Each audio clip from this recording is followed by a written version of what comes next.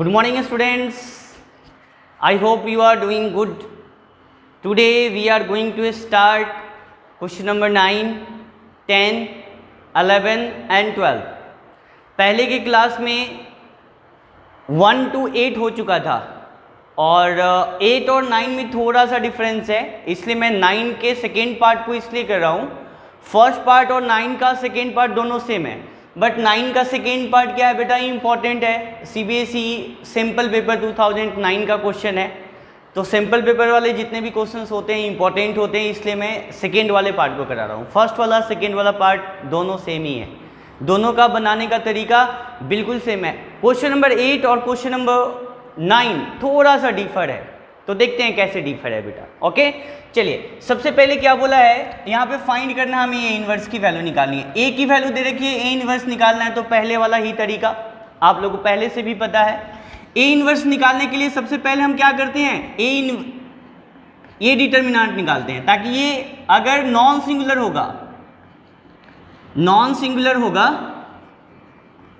तभी determinant exist करेगी. अगर ये 0 आ गया तो डिटर्मिनेंट एग्जिस्ट नहीं करेगी. तो सबसे पहला काम क्या करना है, हमें इसका डिटर्मिनेंट निकालना है. चलिए 3 लेते हैं बेटा. 3 के सामने वाले डिलीट हो जाएंगे, तो ये हो जाएगा -2, ये -2 हो जाएगी. ठीक है, और यहाँ पे साइन -1 आता है. 1 का सामने वाला डिलीट हो गया, ये डिलीट हो गया. -3 और ये हो जाएगा +6, यानी कि ये हो जाएगा 3 हो जाएगा. ठीक है, ओके. अब फिर +2 अगर लेते हैं बेटा, तो 2 के सामने वाले डिलीट हो जाएंगे, ये -4 हो जाएगा. ये कितना हो जाएगा मेरे प्यारे बच्चों, डिटर्मिनेंट ऑफ ए की वैल्यू आ गई -6, -3, -9 और -8, -17. ये बेटा देखो, डिटर्मिनेंट ऑफ ए जो है डज नॉट इक्वल टू 0 है. इसका मतलब इनवर्स ए इनवर्स एग्जिस्ट. क्यों बेटा, बिकॉज डिटर्मिनेंट ऑफ ए की वैल्यू नॉन सिंगुलर है, तो वहां पे हमें इनवर्स मिलेगा. ठीक है, अब ए इनवर्स निकालना है हमें. पहले तो फाइंड करना है ए इनवर्स, पहले इसके बारे में मत सोचो, पहले हमें जो करना है उसको निकालिए. पहला स्टेप क्या है, ए इनवर्स निकालना, फिर सिस्टम ऑफ इक्वेशंस को सॉल्व करना.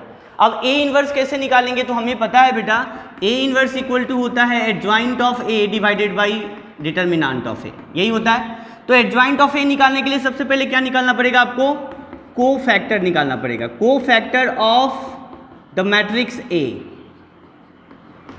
है ना बेटा. कोफैक्टर निकालते हैं. कोफैक्टर निकालने का तरीका आप लोगों को ऑलरेडी पता है, कैसे निकालते हैं मेरे प्यारे बच्चों. कोफैक्टर पता है ना. चलिए मैं निकाल के दिखाता हूं. सबसे पहले क्या होता है बेटा, कोफैक्टर में अगर मैं 3 का कोफैक्टर निकाल रहा हूं, 3 का कोफैक्टर मतलब जो एलिमेंट का कोफैक्टर निकालूंगा उसके सामने वाले डिलीट हो जाएंगे, तो इसके सामने वाला है. और यहाँ पे साइन तो आपको ऑलरेडी पता है, यहाँ पे प्लस माइनस प्लस. साइन में मिस्टेक मत करना, माइनर में साइन की कोई ज़रूरत नहीं होती है, बट कोफैक्टर निकालने में साइन की ज़रूरत होती है. ये कैसे आया, ये मैं पहले के लेक्चर में बताया हूँ. यहाँ पे माइनस, यहाँ पे प्लस, यहाँ पे माइनस प्लस माइनस प्लस, ये साइन यहाँ पे लगाना है, यहाँ पे प्लस साइन आएगी. 3 के सामने वाले डिलीट हो जाएंगे, ये आएगा 2 -3 0 -1, यहाँ पे माइनस आएगी. अब ये 1 के सामने वाले डिलीट हो जाएंगे, तो 3 -3 2 -1, 3 -3 2 -1. ठीक है बेटा, 3 -3 2 -1, और यहाँ पे प्लस आएगी. अब इसके सामने वाले डिलीट हो जाएंगे, क्या आएगा 3 2 और यहाँ पे 2 0. फर्स्ट रो निकल गया. अब सेकेंड रो निकालिए. अब 3 के यहाँ पे साइन क्या आएगा, निगेटिव साइन आएगा, तो निगेटिव लिख लीजिए. अब इसके सामने वाले डिलीट कर दीजिए, 1 2 0 -1, 1 2 0 -1. ठीक है, अब देखिए 2 के सामने वाले डिलीट हो जाएंगे, 2 के सामने वाले डिलीट हो जाएंगे, तो क्या आएगा 3 2 और 2 -1. यहाँ पे साइन प्लस 3 2 और 2 -1. एक बार चेक कर लीजिए, 2 वाले निकाले ना, 2 के सामने वाला डिलीट हो गए, ये डिलीट हो गया, 3 2 2 -1 बिल्कुल सही है. अब बेटा -3 का ले रहे हैं, तो यहाँ पे साइन कैसा आता है, माइनस का, तो माइनस ले लीजिए. तो यहाँ पे माइनस ये डिलीट हो जाएगा और ये डिलीट हो जाएगा. 3 1 2 0, 3120। ठीक है प्यारे बच्चों, और इसका शॉर्ट ट्रिक्स भी निकालने के लिए सिखाया, वो आप वो मेथड यहाँ पे अप्लाई मत करना, कंपटीशन में करना। ठीक है, चलिए अब मैं 2 का दिखाता हूँ। यहाँ पे साइन क्या आएगी, प्लस। अब 2 के सामने वाले डिलीट हो जाएंगे, 1 2 2 माइनस 3, 1 2 2 माइनस 3। ठीक है, यहाँ पे साइन निगेटिव। अब देखिए 0 का सामने वाला डिलीट हो गया, ये डिलीट हो गया, 3 2 3 माइनस 3, 3 2 3 माइनस 3। ठीक है बेटा, 3 2, 0 का सामने वाला डिलीट हो गया बेटा, और ये डिलीट हो गया, 3 2 3 माइनस 3। सही है बिल्कुल। यहाँ पे प्लस। अब ये वाले को देखिए, -1 के सामने वाला डिलीट हो गया, 3 1 3 2, 3 1 3 2। इसको सॉल्व कीजिए बेटा, ये कितनी आ जाएगी, ये -2 आ जाएगी। ये कितनी आ जाएगी बेटा, ये +6 और -3 3, और यहाँ पे -3। यहाँ पे देखिए ये -4 आ गई। यहाँ पे देखते हैं बेटा -1 और ये +1 हो जाएगी। ठीक है, यहाँ पे -3 -4 -7, -3 -4 -7 आ जाएगी, बिकॉज बाहर प्लस है। यहाँ पे 3 0 0 -2 -2, -2 ये +2 हो जाएगी। +2 क्यों हो जाएगी, 0 -2 और ये माइनस बाहर है। ये कितनी हो जाएगी, -3 -2 -7 हो जाएगा,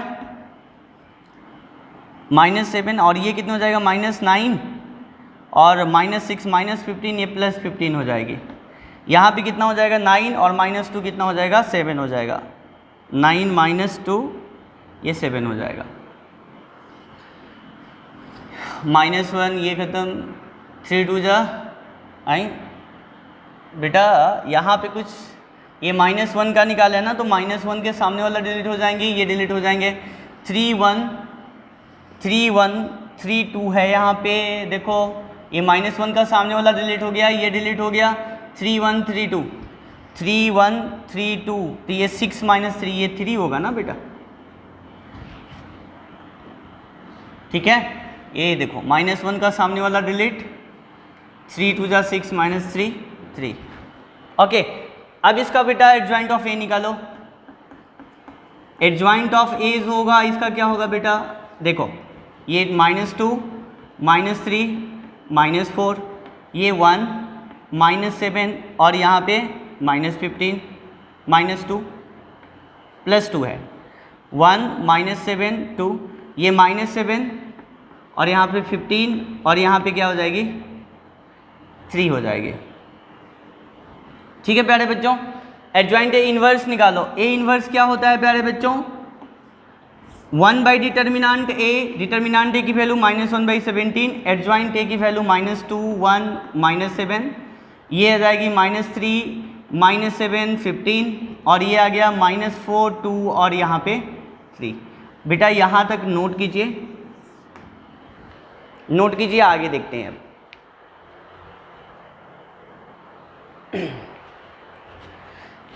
ओके बेटा, हम लोग ए इनवर्स की वैल्यू निकाल चुके हो, है ना बेटा। अब देखो, अब नाउ हमें इसको सॉल्व करना है, एक्स वाई जेड की वैल्यू निकाल। पहला तो क्या था बेटा, find A inverse. A inverse already निकाल चुके हैं। अब इसको सिंप्लीफाई करना है, इसको सिंप्लीफाई करने तो हमें आता है, कैसे करते हैं बेटा प्यारे बच्चों, एक्स वाले कोफिशिएंट को लिखिए, आइडेंटिफाई कीजिए ए को। ए क्या हो जाएगा, 3 1 2 3 1 2। आगे बेटा y क्या हो जाएगी प्यारे बच्चों, 3 2 -3 3 2 -3। आ गया बेटा। अच्छा z क्या हो जाएगी, 2 0 -1 2 0 और ये -1। ध्यान से देखना मेरे प्यारे बच्चों, ओके। 2 0 -1। प्यारे बच्चों अब ये देखो, क्या ये ए और ये ए दोनों सिमिलर है, बिल्कुल सिमिलर है क्या, देखो तो बेटा क्या चेंज है, क्या चेंज है बेटा। ये अगर मैं इसका ट्रांसपोज निकाल दूं ना, इसका अगर मैं ट्रांसपोज निकाल दूं तो देखना ए के इक्वल होगा, क्या आएगा बेटा, 3 3 2। यही यहाँ पे कॉन्सेप्ट है, क्वेश्चन नंबर 8 और क्वेश्चन नंबर 9 में यही डिफरेंस है। जो यहाँ पे सिस्टम ऑफ लीनियर इक्वेशन दिया रहता है वही ए की वैल्यू दिया रहता है, लेकिन यहाँ पे ट्विस्ट क्या कर दिया क्वेश्चन नंबर 9 में, जो A है वो A ट्रांसपोज, ये जो सिस्टम ऑफ इक्वेशन का जो A है ना, इसका ट्रांसपोज के इक्वल है ना बेटा। तो आप इसका ट्रांसपोज निकाल लीजिए। ये 3 3 2, ये क्या आएगा 1 1 2 0 दिख रहा है, और ये आएगा 2 -3 और ये -1। समझ में आ रहा है ना बेटा। अब देखो क्या ये A की इक्वल है, देखो क्या ये अब A की इक्वल है क्या, यहाँ पे A जो है ना A ट्रांसपोज के इक्वल है ना प्यारे बच्चों। तो यहाँ पे जो सिस्टम ऑफ इक्वेशन सॉल्व करोगे तो क्या करोगे, A transpose into x equal to B करोगे। B को आइडेंटिफाई कर लो, B क्या है, B क्या है मेरे प्यारे बच्चों 1 4 5, 1 4 और ये क्या है 5, ठीक है। अब मैं A इनवर्स को मिटा देता हूँ यहाँ पे, बिकॉज A इनवर्स की वैल्यू तो चाहिए, अभी मत मिटाओ, है ना बेटा। तो क्या बन जाएगी प्यारे बच्चों, प्री मल्टीप्लाई A ट्रांसपोज का इनवर्स से मल्टीप्लाई करो, A ट्रांसपोज का इनवर्स से मल्टीप्लाई करेंगे x, ये क्या होगा A ट्रांसपोज का क्या हो जाएगा इनवर्स हो जाएगा, और यहाँ पे क्या हो जाएगा मेरे प्यारे बच्चों बताओ, यहाँ पे क्या हो जाएगी B हो जाएगी, ठीक है। अब देखो ये कितना होगा I होगा, I में x मल्टीप्लाई होगा तो x ही होगा बेटा। यहाँ पे इसको ऐसे भी तो लिख सकते हैं A ट्रांसपोज का ट्रांसपोज, A इनवर्स का ट्रांसपोज, बिकॉज हम लोग properties of transpose of the matrix में पढ़े थे, A ट्रांसपोज का जो इनवर्स होता है A इनवर्स ट्रांसपोज के इक्वल होता है, ऑलरेडी बताया गया था। अब वही प्रॉपर्टी यहाँ पे लगा दी है B। अब देखो x equal to A transpose, A inverse का ट्रांसपोज निकाल दो, A इनवर्स ये आया है, इसका ट्रांसपोज निकालोगे -2 1 और यहाँ पे -7, इसका A इनवर्स का ट्रांसपोज निकाल रहा हूँ बेटा, ठीक है। और यहाँ पे क्या आएगा -3 और -7 और यहाँ पे कितना आ जाएगा बेटा 15, ये कितनी हो जाएगी -4 और ये हो जाएगी 2 और ये हो जाएगी 3 और ये -1/17 डिटर्मिनेंट की वैल्यू है, ये वाली वैल्यू, ठीक है ना, यहाँ पे रख दिया। और B की वैल्यू क्या है प्यारे बच्चों, B की वैल्यू क्या है 1 1 4 और यहाँ पे 5। अब इसको सिंप्लीफाई कर देते हैं बेटा, मैं यहाँ पे लिख देता हूँ,